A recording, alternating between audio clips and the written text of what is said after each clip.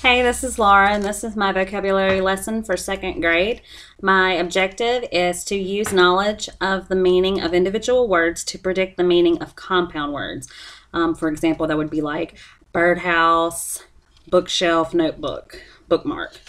To review, I will review with the students how to use context clues to discover the meaning of a word or phrase. So for review, I would just write 3 examples on the smartboard, and then we would go over them individually. For example, the first one would be, Julie penned a letter to her friend in Africa. So we would look at the sentence together, and I would ask them, does it say that Julie penned a text message? Does it say she penned an email? No, it's a letter. So they would figure out that Julie penned a letter to her friend in Africa is writing. The second example is, Marcus could not keep up with his mother, who walked at a brisk pace. I would say, let's look at the sentence carefully. Marcus could not keep up. So it's not saying Marcus passed his mother, who was walking at a brisk pace. That might mean she's walking slowly. So if he could not keep up, then Marcus's mother was walking fast. So brisk means fast. The third example, my brother and sister argued over eating pizza or chicken, but I was indifferent. I just wanted to eat. So they would be able to look and say, okay, they're arguing over pizza or chicken. He's just indifferent. He just wants to eat. So indifferent might mean he doesn't care. He doesn't care whether it's chicken or pizza. The purpose and importance is to teach students how to use the meaning of single words and a compound word to discover a new meaning.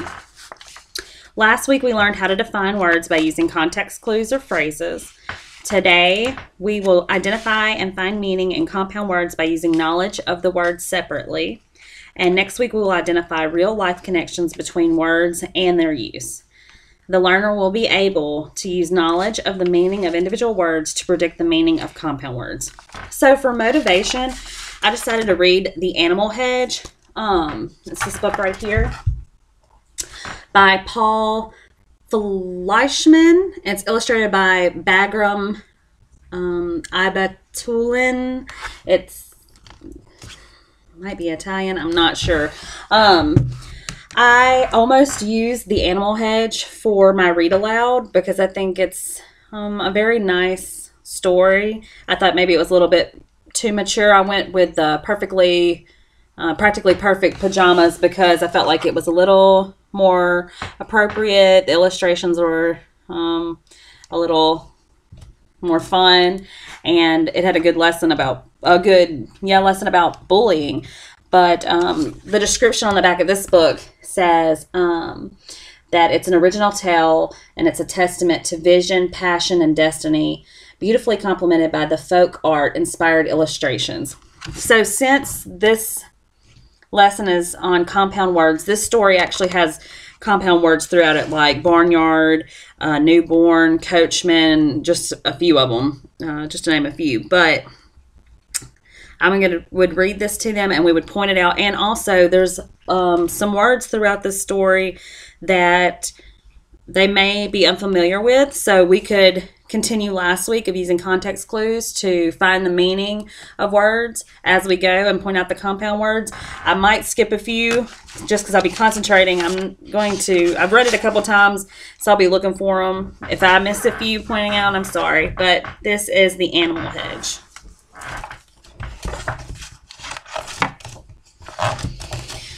There once lived a farmer whose heart glowed like a hot wood stove with the love of animals. His greatest joy was to watch chicks become chickens, and piglets become pigs, and calves become cows. The farmer lived with his 3 sons. All day long they toiled on the farm, singing while they worked. This is the picture. His eldest son led them in coachman songs. The word coachman, I would maybe point that out, but you can't see the words. I looked at the list to make sure it was a compound word, and it listed coachman, which is also in here, but coachman wasn't listed, so I wouldn't be sure. I'd have to really check. But if that was one, if it is indeed a compound word, coachman, I would point it out, and we would look at coachman. It's a compound word. And we'd explain what it is. Okay, so his eldest son led them in coachman songs. His second son liked to sing songs of the sea. His youngest son's favorite was about a traveling fiddler. But the farmer always chose songs of the barnyard. Okay, so barnyard, that's a compound word. No, discuss with the class. Barn and yard. We would discuss the two meanings of the words. I'll spend time on this one. A barn is where animals live, horses, where they eat, sleep. Sometimes they just stay there at night and they get to roam during the day. And a yard, we all have yards, or most of us have, somebody in our family has a yard. And together makes a barnyard. That wasn't a good example, but anyways. But the farmer always chose songs of the barnyard, of sheep being shorn and colts being born and ducklings trailing behind their mothers. In the evening he spoke to his animals while feeding them. He rubbed their noses, scratched their backs, and smiled to see how they'd grown. So in these two illustrations we see, especially in this one right here, the farmer really enjoyed taking care of his animals. He loved them. One spring, the farmer planted his seeds, but no rain fell from the sky. For weeks, he stared at his barren land. So I would explain to the students, this is part of the review from last week. Barren, it's not being fruitful. I should have to explain fruitful. I'm sorry. Barren, dry. There's no grass. I'd show them the illustration.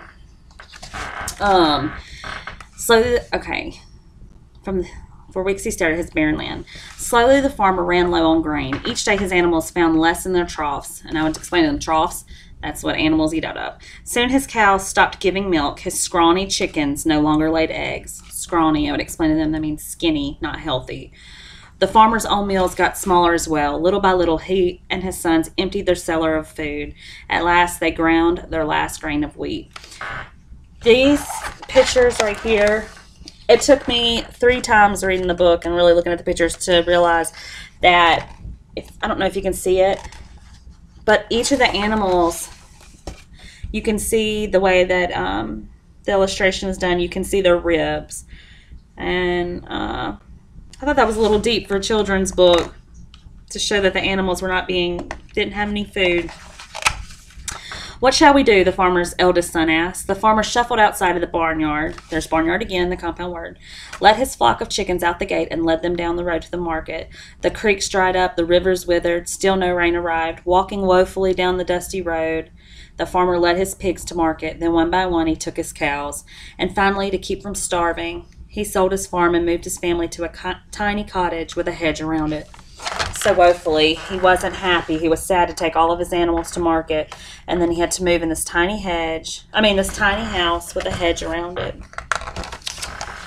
At last, rain poured down from the clouds. The river swelled and the flowers appeared, but the farmer was filled with gloom, for he no longer had his animals, and he had no money to buy any more.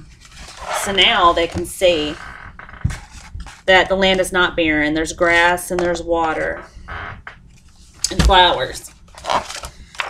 Without, there's a compound word.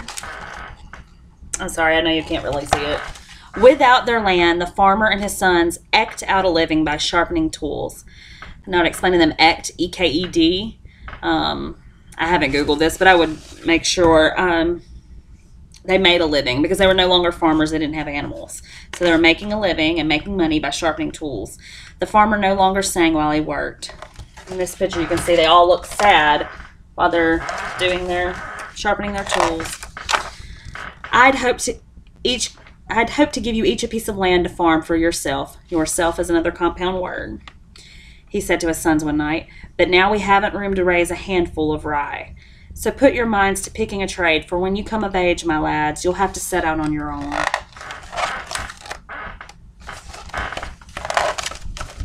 One day the farmer happened to notice that the hedge needed trimming. He sharpened his shears and he was about to begin when suddenly he stopped and stared. Part of the hedge seemed to resemble a cow. The farmer stood back and looked again. To the left, he thought he glimpsed a rooster. To the right, he saw a cluster of sheep. Excited, the farmer decided to trim around the animals he saw. Snip by snip, they slowly took shape. His sons looked on as a geese appeared, then pigs, then goats, then cows, then chickens. So the farmer is starting to cut animals out into the hedges around his house. Once again, the farmer sang while he worked. In the evenings, he tended happily to the hedge. He trimmed the pig's tail. He clipped the cow's horns. Softly, he spoke to the animals. To care for the hedge became his greatest pleasure. In spring, he brought forth from the hedge newborn animals. Newborn would be a compound word. New and born is a newborn, so it would be a baby as soon as they are born. I lost my place. Sorry. Well, it wouldn't be a baby, it'd be newborn animals. Animals as soon as they're born. Okay. Ducklings and goslings, chicks and piglets all appeared close to the ground. With the patient hands, the farmer nurtured his young, clipping them carefully, minding their shapes, watching them grow by day by day. Nurturing would be a good word for us to use context clues. Through fall and winter, he raised them into adults. The pigs grew plump. The calves became cows. One by one, they took the older animals' place, and in spring, more young would appear at their feet. So he's really taking the time on the animals that he is cutting in these hedges around his house. Gradually, the farmer's son grew tall. One day, the farmer approached his oldest son. "It's time you went out into the world, but tell me, father, what trade should I choose?" The farmer thought about this matter. Then he took up his shears and clipped the hedge low to the ground. The animals were gone. "The hedge has heard your question," said the farmer. "Watch it each day. Study it closely. It will send up the answer, though it will need to be trimmed to stand out sharp." Day by day, the branches grew back. Were they forming the shape of a plow? The farmer's son wondered, or a cobbler's bench, or a blacksmith's forge? So he cut down the animals' shapes that he had put into the hedge, and he told his son, "Now you start fresh. You look for what you're supposed to do in this hedge." For weeks he gazed at the hedge. Then one morning he glanced at it and ran for the shears. "But of course," he shouted, staring at the branches. Swiftly he trimmed the hedge. And when he was through, he stood before a carriage hitched to a fine team of horses. A coachman. There's a compound word, coachman. So he would drive a coach. Well, that's what they called what they rode in. "A coachman, then, is it?" said the farmer to his son. "And how did that suit you?" "Fine, father, fine." And he left home to take up his trade.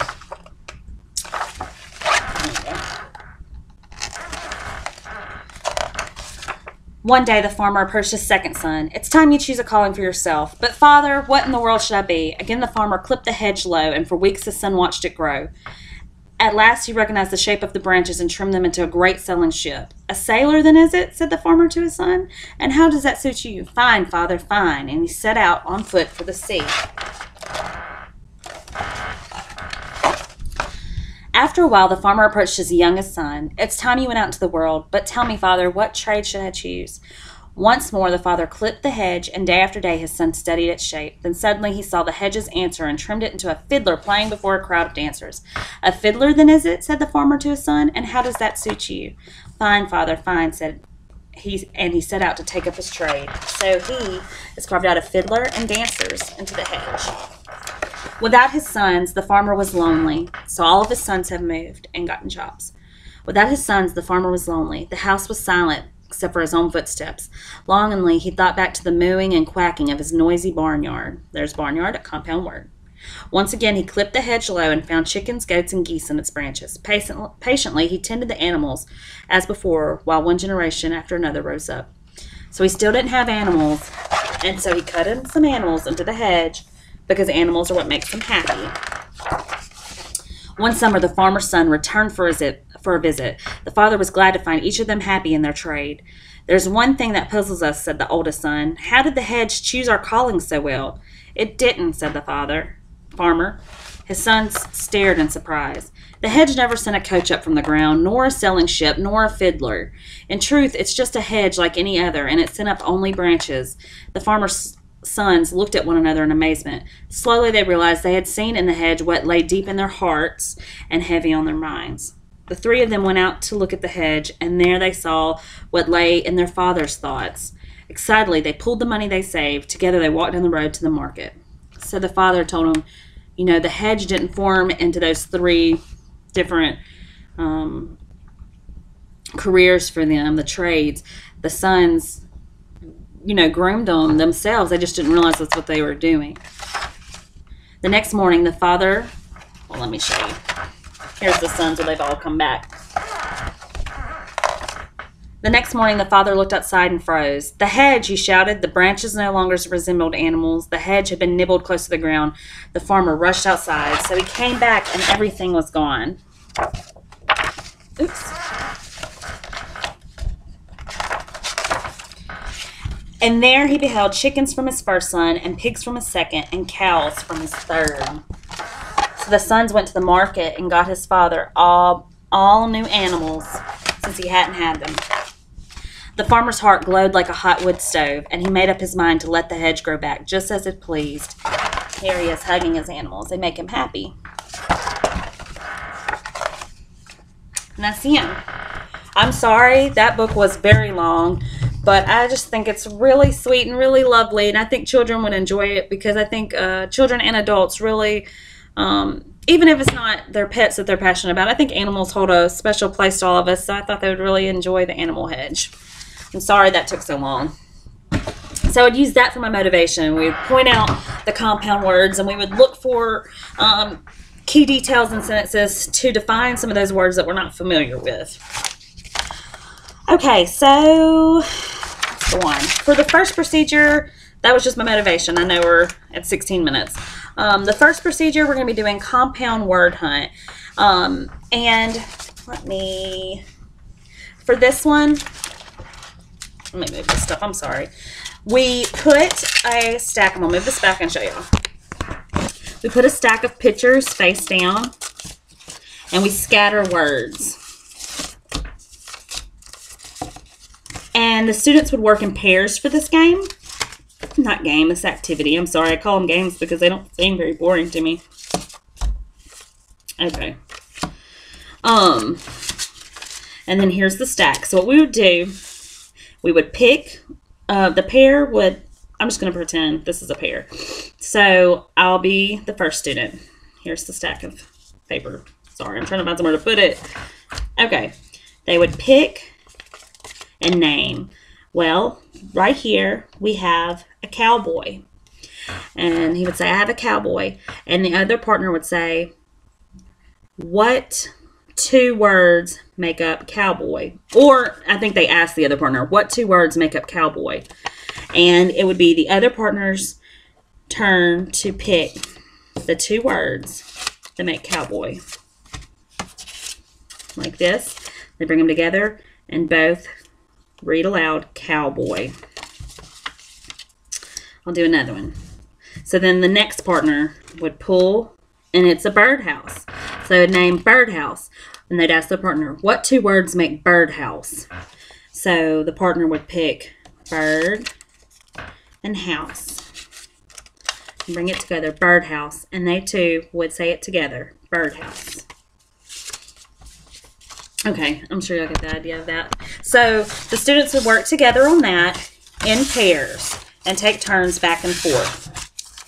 And they would get to see the compound word, form the compound word, read it, say it aloud.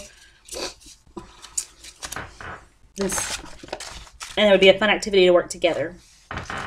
The second procedure that we would use, I'm sorry, on these activities, I would work this one, the previous, and on this next one, I would do an example for them on the smart board first. Okay, the second procedure is compound word flip book. Let me show you. And this is an individual activity. Let me get the sheet that goes with it. All right, so this is the sheet that goes with it. And here is a flip book. This is only like 6 examples. They would be bigger and would have all the examples that I would do for them. And so what they would do is individually, they'd each get one. We would all work quietly. I would assist them if they need help. And what they would do, let me show you how this works. They have the flip book. So what they do is first they flip and find a picture they want to do first. So we would do like this one. This is a wristwatch. They name it wristwatch to themselves. And then they find the two words over here that make it. Well, wrist is on top right here, and they would have to go through. So we have this picture. We have the first part of the word, wrist, and they'd have to find watch.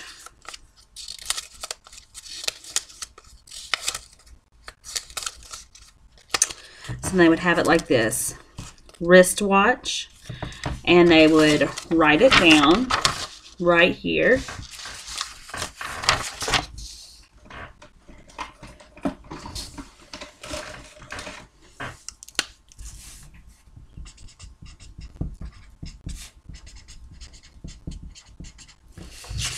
One thing I don't really know if I like is that they keep it a space between the two words. I guess this is for them to write the two words separately, but I would go through and draw a connecting line so they could write it together, because these are compound words. You know, I don't know. I would get some other people's opinions on that, but that's just kind of what I thought. Another example, I won't write this next one, but another example is like this is a dragonfly in this picture. So they would find dragon.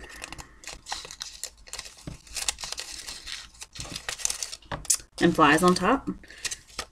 And they would do this one by themselves and write it down on their sheet. And the booklets are really fun. They get to work independently. I'd help them if they need help, but I think it's fun to go through the little flip book to do that activity. Okay, that's the compound word flip book. The closure, I would just choose two students. I would choose students 2 at a time to come to the front of the class to create a compound word. One student will write the first word, and the second student will then create a compound word by adding a second word. Each pair will create a compound word that the class will orally say together. I just thought that would be fun, and they could use their imagination.